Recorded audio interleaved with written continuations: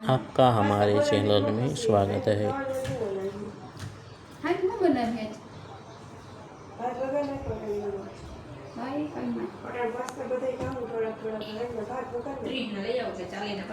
शांति की तरंगे पैदा करो। तुम अपने ही बनाए संसार में जीते हो और तुम्हें वैसा ही संसार मिलता है जिसके तुम योग्य हो। किसी भी घर में प्रवेश करने से पहले कहो, यह घर शांत हो। यह मंत्र है, आशीर्वाद है। यह सारे माहौल बदल देता है। कहते हैं इसके पहले कि तुम घर में प्रवेश करो, कहो यह घर शांत हो। यह कहना मात्र न हो, ऐसा भाव करो, ऐसे हो जाओ, शांत हो जाओ।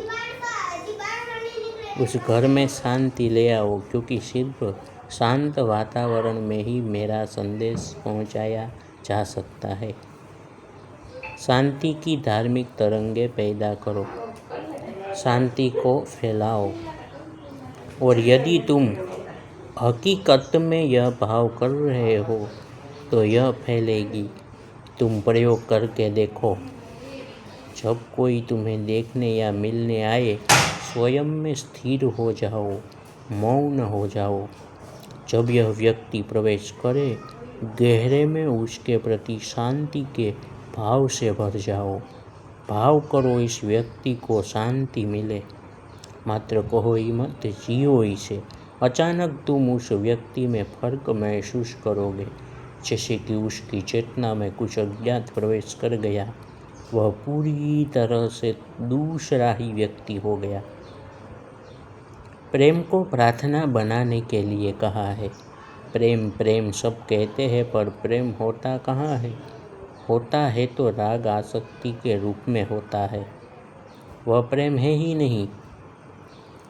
प्रेम को शुद्ध रूप देना हो तो उसे प्रार्थना बना लेना सही है। हम मन में भी प्रार्थना कर सकते हैं कि तुम्हें शांति प्राप्त हो।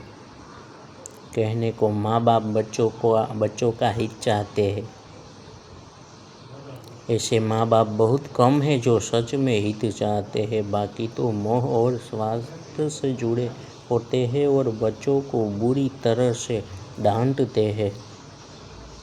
यह अहंकार है, घृणा है, अपना स्वार्थ है।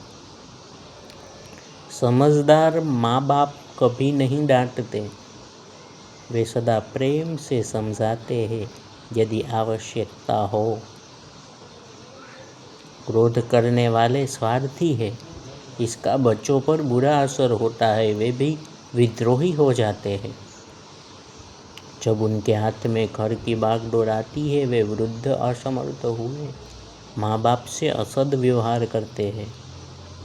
हॉस्पिटल में भर्ती एक पिता को उसके पुत्र ने कह दिया कि उसके पास उन्हें देखने आने का समय नहीं है। माँ बाप संभालने के लिए होते हैं, न कि देखने आने के लिए, जैसे किसी और को देखने जाते हैं। बच्चों में यह प्रेम, यह सद्भाव, यह आत्मीयता भरने की जिम्मेदारी खुद माँ बाप की है। बच्चे अशांत हो तो क्या वे प्रार्थना कर सकते हैं कि तुम्हें शांति प्राप्त हो जाओ? यह सद्भाव प्रेम है, ऐसा प्रेम जो प्रार्थना से जुड़ा हुआ है। यह व्यापक रूप ले लेता है जब प्रार्थना सभी के लिए होती है, यह कि संसार के सभी अशांत बच्चों को शांति मिले। बच्चे ही नहीं, प्राणी मात्र। सर्वे भवन्तु सुखिनः का भाव सभी के लिए है। इसमें स्वयं भी आ गया। सबको सुख मिले तो स्वयं भी सुखी होगा। स्वयं अलग तो है नहीं। एक ही ईश्वर अनेक रूपों में प्रकटा है। एको हम बहुश्याम। इसलिए व्यापक सद्भाव का सूत्र ही सही व्यवस्था ला सकता है। कम से कम जो समझ रहा है वह तो प्रार्थना करे। यदि वह स्वयं अशांति से भरा है तो कैसे होगा? पहले खुद को अशांति से मुक्त होना होगा। इसके लिए जरूरी है कि पहले वह अपनी अशांति को स्वीकार ले। इसके लिए अशांति शब्द का प्रयोग न करें, क्योंकि इस शब्द के रहते इसे स्वीकारना संभव नहीं है। अशांति शब्द को छोड़कर उस अनुभव विशेष अवस्था में रहना स्वीकार कर ले जो दृष्टा दृश्य का भेद समाप्त हो जाता है। तो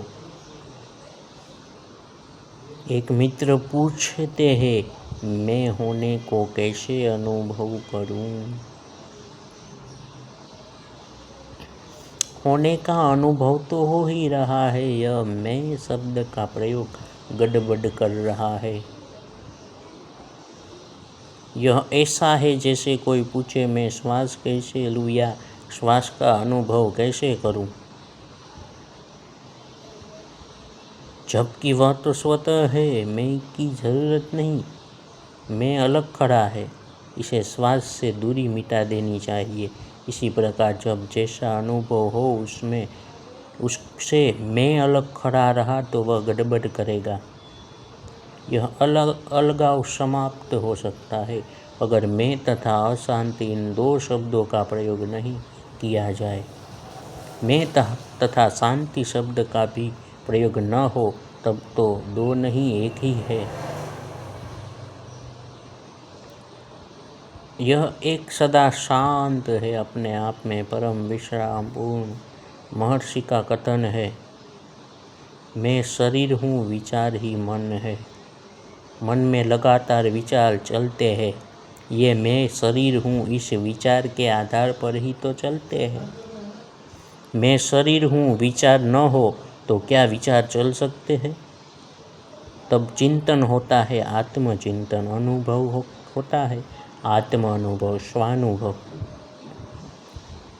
आत्मानुभव और स्वानुभव एक ही है, सभी को हो रहा है। ध्यान इसकी तरफ होना चाहिए। मैं शरीर हूँ इस विचार से बनने वाली मानसिकता के झांसे में नहीं आना चाहिए। विनाशशील स्थूल शरीर स्वयं नहीं कहता वह कैसा है, छोटा बड़ा, अमीर गरीब, मूर्ख विद्वान, स्त्री पुरुष। यह मान्यता सूक्ष्म शरीर में रहती है। ऐसे देखें तो हम स्थूल शरीर के भीतर सूक्ष्म शरीर की तरह है।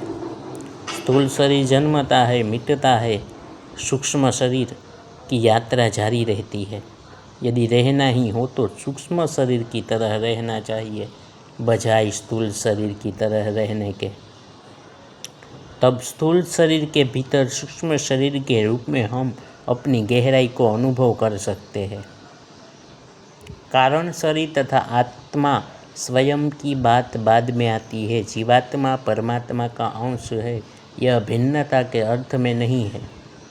परमात्मा ही इसलिए परम स्वयं ही सबको स्वयं की तरफ अनुभव होता है। परमात्मा ही है इसलिए परम स्वयं ही सबको स्वयं की तरह अनुभव होता है। फर्क यह है कि स्वयं के रूप में यह अनुभव अहम वृत्ति की तरह है। इसे भी साधना बनाया जा सकता है। इस प्रकार की मनुष्य का सब कुछ अहम वृत्ति पर निर्भर है, इसलिए वह शुद्ध अहम वृत्ति की तरह रह सके तो वह आत्मा है जो है में समा जाता है अपने आप। आत्मा में जो है में समा जाता है अपने आप। केवल स्वयं बने रहिए, निर्विचार स्वयं की तरह रहना सबसे ज़्यादा सरल है। To remain as the self is not difficult. इसलिए कुछ भी नहीं करना होता, यह सदैव मौजूद है। वह सदैव स्वतंत्र है परमात्मा के रूप में, लेकिन पहले जीवात्मा के रूप में ये सारे खेल चलते हैं। इसे रोका नहीं जा सकता, साथ हुआ जा सकता है। इसलिए टूटने के स्थान पर जुड़ने का संदेश दिया जाता है। विश्व गुरु भारत का यही संदेश रहा है, सब सुखी हो।